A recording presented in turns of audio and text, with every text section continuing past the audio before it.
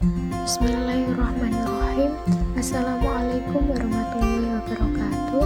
Kembali lagi di mata kuliah Filsafat Hukum Islam dengan dosen pengampu Bapak Ahmad Zubairi di tempat.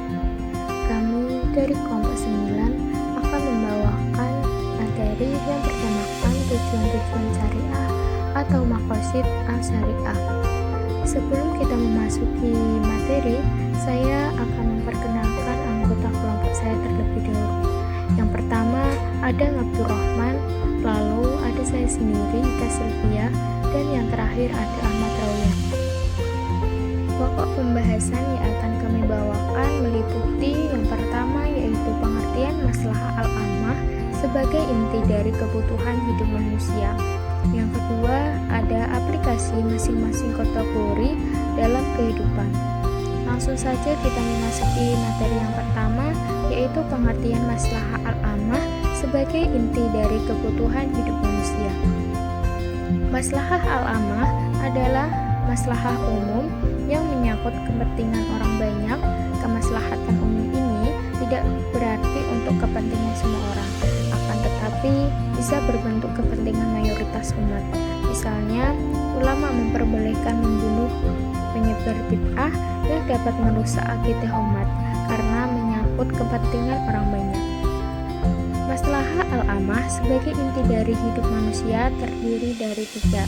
Yang pertama yaitu ada daruriyah. Daruriyah juga disebut sebagai kebutuhan tingkat primer atau pokok, yaitu suatu yang harus ada untuk kebutuhan manusia, atau dengan kata lain tidak sempurna bagi kehidupan manusia jika tanpa dipenuhinya kebutuhan tersebut. Contoh implementasi maslahah daruriyah antara lain memelihara agama, memelihara jiwa, memelihara keturunan, memelihara harta benda, dan memelihara akal. Yang kedua ada haji atau hajiah, disebut sebagai kebutuhan tingkat sekunder, adalah segala hal yang menjadi kebutuhan manusia supaya bisa hidup sejahtera dan bisa terbebas dari kesengsaraan, kesusahan, serta kesempitan dan memperoleh kelapangan. Contoh implementasi maslahah hajiah adalah pada bidang ibadah, pada adat kebiasaan, pada muamalat atau hubungan antar manusia dan kelompok, dan ada juga pada masalah sanksi-sanksi pidana. Yang ketiga ada tahsiniyah. Tahsiniyah juga disebut sebagai kebutuhan tingkat tersier atau penjagaan kemaslahatan yang berkaitan dengan keindahan atau estetika, kesempurnaan dan kepatutan atau kehormatan, muliat dan martabat. Beberapa ragam maslahah tahsiniyah meliputi bidang ibadah adalah pada bidang muamalah, pada bidang adat dan bidang pidana. Di sini saya akan menerangkan tentang tujuan maqasid al-syariah. Maqasid al-syariah tersendiri itu memiliki 5 bagian, terbagi dari 5 bagian. Yang pertama itu hifdz al-din, yaitu memelihara agama, dan yang kedua itu hifdz al-nafs, yaitu memelihara jiwa, dan yang ketiga itu hifdz al-aql, yaitu memelihara akal. Adapun yang keempat hifdz al-nafs, yaitu memelihara keturunan, dan yang terakhir adalah hifdz al-mal, memelihara harta.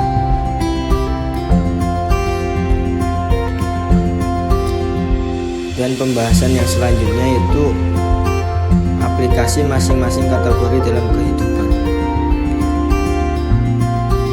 Pengaplikasian tersendiri itu banyak sekali, yaitu yang pertama itu memelihara agama. Memelihara agama berdasarkan kepentingan dapat dibedakan menjadi 3 peringkat, yaitu dapat peringkat daruriyah atau tingkat primer,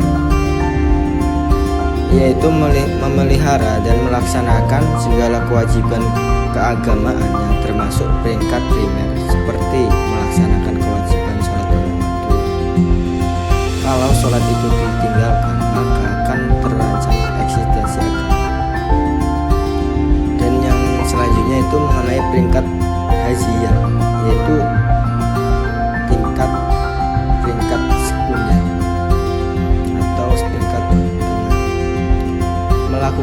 ketentuan agama dengan tujuan untuk menghindari kesulitan seperti sholat jamak dan qashar untuk orang yang sedang melakukan perjalanan. Jika ketentuan ini tidak dilakukan, maka tidak akan mengancam eksistensi agama, melainkan hanya akan menyulitkan orang yang melakukannya. Oke, lanjut mengenai peringkat tahsiniyah atau tersier, yaitu mengikuti petunjuk agama untuk menjunjung tinggi martabat kehidupan manusia. Menjunjung tinggi martabat hidup manusia sekaligus untuk melengkapi pelaksanaan kewajiban kepada Tuhan.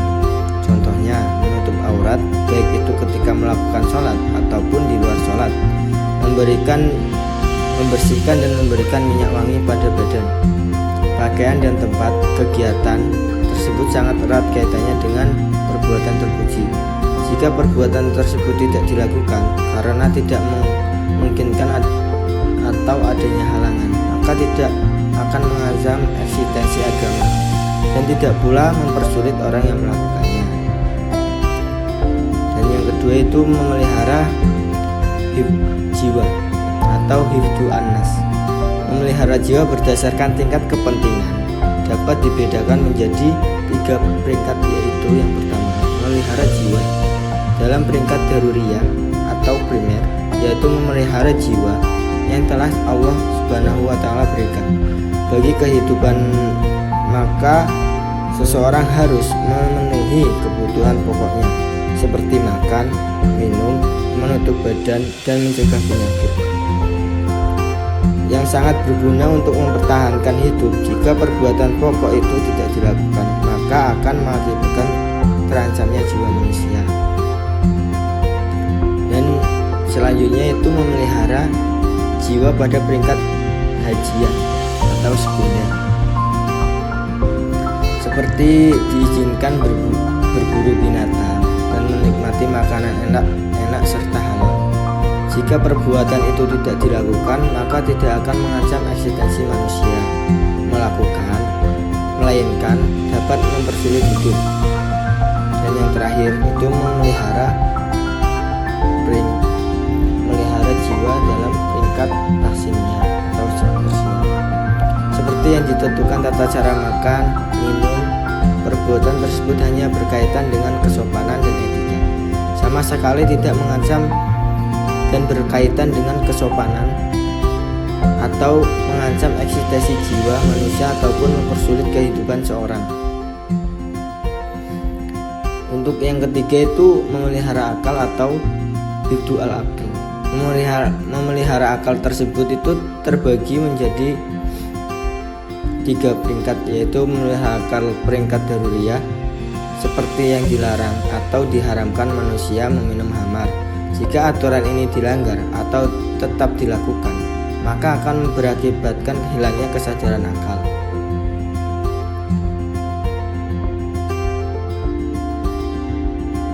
Pada peringkat hajiyah atau sekunder, seperti dianjurkan bagi manusia untuk menimba ilmu pengetahuan. Jika perbuatan itu tidak dilaksanakan, maka tidak akan merusak akal, tetapi akan mempersulit seseorang, dan kaitannya dengan pengembangan ilmu pengetahuan yang terus mengalami kemajuan. Yang ketiga, memelihara akal pada peringkat saniyah atau tersier, seperti tidak melakukan hayalan atau mendengarkan sesuatu yang tidak bermanfaat. Hal ini kaitannya dengan etika, tidak akan mengancam akal secara langsung. Materi selanjutnya yaitu memelihara keturunan atau hifdzul al-nasi. Memelihara keturunan ditinjau dari segi tingkat kebutuhannya dapat dibedakan menjadi 3 peringkat. Yang pertama yaitu memelihara keturunan pada peringkat daruriyah atau primer. Contohnya, dianjurkan untuk menikah dan diharamkannya perbuatan zina. Jika kegiatan tersebut diindahkan, maka akan menyebabkan terancamnya eksistensi keturunan. Yang kedua, memelihara keturunan pada peringkat hajiyah atau sekunder. Contohnya, diwajibkannya untuk menyebutkan mahar bagi calon suami pada waktu akad nikah dan diberikan hak talak padanya. Seandainya mahar itu tidak disebutkan saat akad nikah, maka calon suami akan menghadapi kesulitan karena ia wajib membayar mahar misil. Mengenai kasus talak, suami akan mengalami kesulitan jika ia tidak menggunakan hak talaknya, padahal keadaan rumah tangganya sudah tidak harmonis lagi. Untuk yang nomor 3 yaitu memelihara keturunan dalam peringkat tahsiniyah atau tersier, seperti disyariatkan khitbah atau walimah dalam perkara pernikahan. Hal ini dapat dilakukan dalam rangka melengkapi kegiatan pernikahan. Jika hal ini tidak dilakukan, maka tidak akan mengancam eksistensi keturunan dan tidak akan bersulit yang melakukan pernikahan. Yang materi selanjutnya yaitu memelihara harta atau hifdzul almal. Dilihat dari segi kepentingannya, memelihara harta dapat dibedakan menjadi 3 peringkat. Untuk yang pertama yaitu memelihara harta pada peringkat doruriyah atau primer, seperti diaturnya cara memperoleh harta dan diharamkannya mengambil harta orang lain dengan cara yang batil. Jika aturan itu dilanggar atau tetap dilakukan, maka akan mengakibatkan terancamnya eksistensi harta. Yang kedua yaitu memelihara harta dalam peringkat hajiyah atau sekunder. Contohnya, diaturnya masalah jual beli dengan cara salam. Jika cara itu tidak dilakukan, maka tidak akan mengancam eksistensi harta, melainkan akan mempersulit orang yang memerlukan modal. Untuk yang nomor 3 yaitu memelihara harta pada peringkat tahsiniyah atau tersier, seperti adanya aturan agar tidak melakukan penipuan. Hal ini berkaitan dengan etika bisnis. Sekian video pemaparan materi dari kelompok kami. Kurang lebihnya mohon maaf. Wassalamualaikum warahmatullahi wabarakatuh.